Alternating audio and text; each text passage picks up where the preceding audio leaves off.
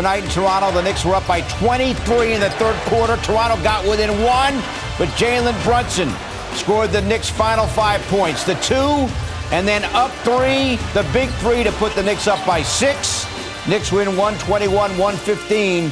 Jalen Brunson coming through in the clutch yet again. He finished the game with 28 points, and the Knicks have won 7 of their last 8. Great to have you with us back in New York from our Delta MSG studios. Bill Pito along with Alan Hahn. So much for a stress-free night. But as it is, the Knicks may have bent, but they didn't break. Toronto never took the lead.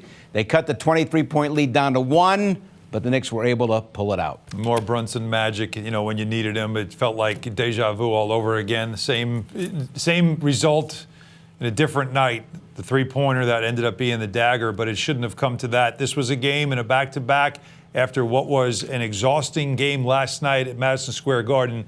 This is a game you need your bench to step up and provide you some offense and points. Ariel Hukporti gave them some good energy minutes there, but you did not get a lot out of Deuce McBride and Cam Payne, and that put a lot of pressure on the starters to have to get it done. And they did, and the only way they know how is to battle all the way to the end and make sure they get the win. Knicks, by the way, have now won 61 straight games when leading by at least 15 points. Streak almost got broken tonight, close, but down the stretch, as we just talked about, the Knicks were able to prevail. Yeah, and it seemed like the Raptors were kind of out of this thing. They weren't shooting the ball well. They weren't doing much well, but you know what they were doing well? Running. And they started running on the Knicks, and they were getting out and getting easy buckets off misses as the Knicks offense really got stagnant. They struggled to finish. And here's on the board, you just see Olynyk just coming up with the loose change and putting that bucket in, and now all of a sudden it's a 4-point game. Crowd gets into it. A young team doesn't know they're not very good. They're starting to feel good. They've beaten some good teams lately, everybody. They beat the Clippers. They beat the Celtics. You know, they think they're a good team, or at least they think they're finding something. Right there, the tap in by Towns, and it's a 5-point lead for the Knicks. But once again, poor defense, an easy bucket there for Shed, and it turns into a 1-point game. All right, so the winners start taking over. Josh Hart, hard to the basket, gets the finish there. That's important, but how about this alley-oop? And we're still close in this game, uncomfortably close. But Jalen Brunson first, he gives you a step back. Then, almost in the same exact spot, the 3-ball, the dagger. Brunson knocks it down. And while, yes, blowing kisses, he also was like, finally, put this team away. Get on the plane and get out. The game summary here, Alan. Again, for the second straight game, the Knicks win, even though they don't shoot well from downtown, but they win the rebounding battle. They were absolutely dominant in second chance points, 24 for the Knicks, 5 for the Raptors. Karl-Anthony Towns had a lot to do with that tonight. He had 27 and 20.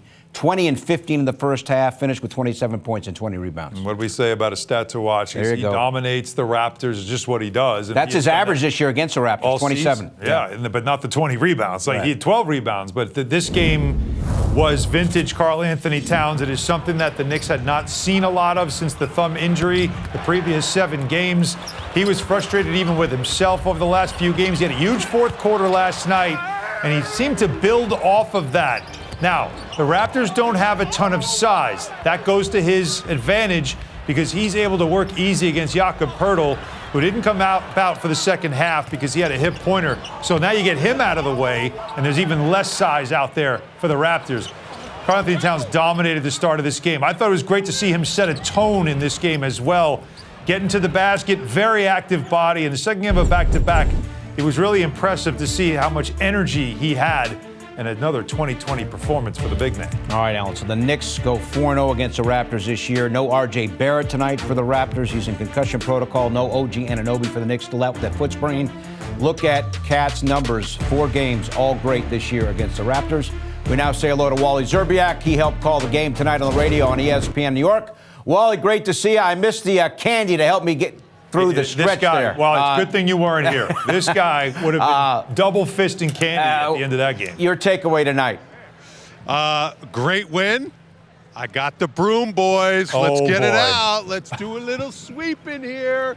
We swept the Raptors out of town, baby. What a win.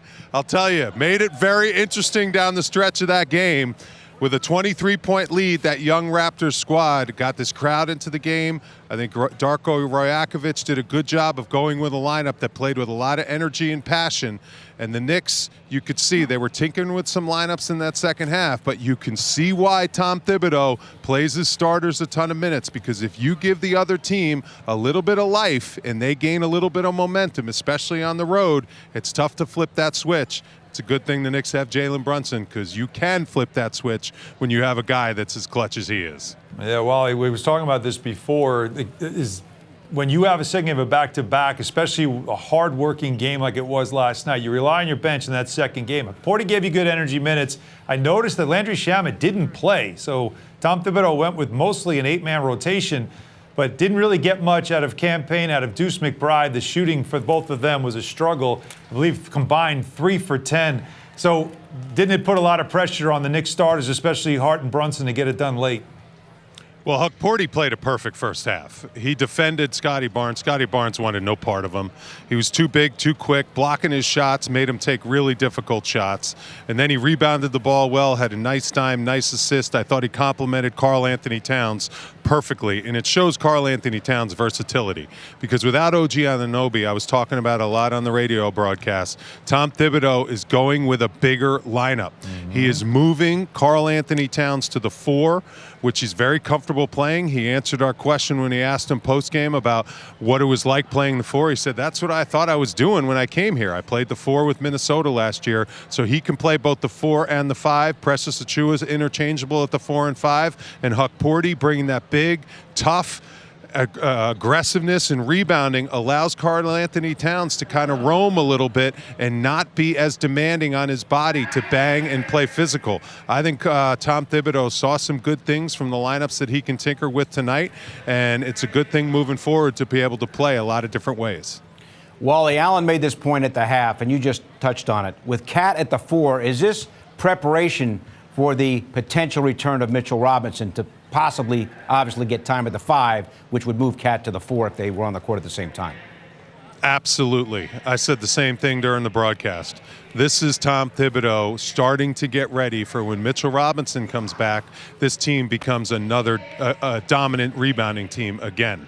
They dominated the board 17-11 on the offensive glass, 42-35 overall, plus 22-5 second chance points.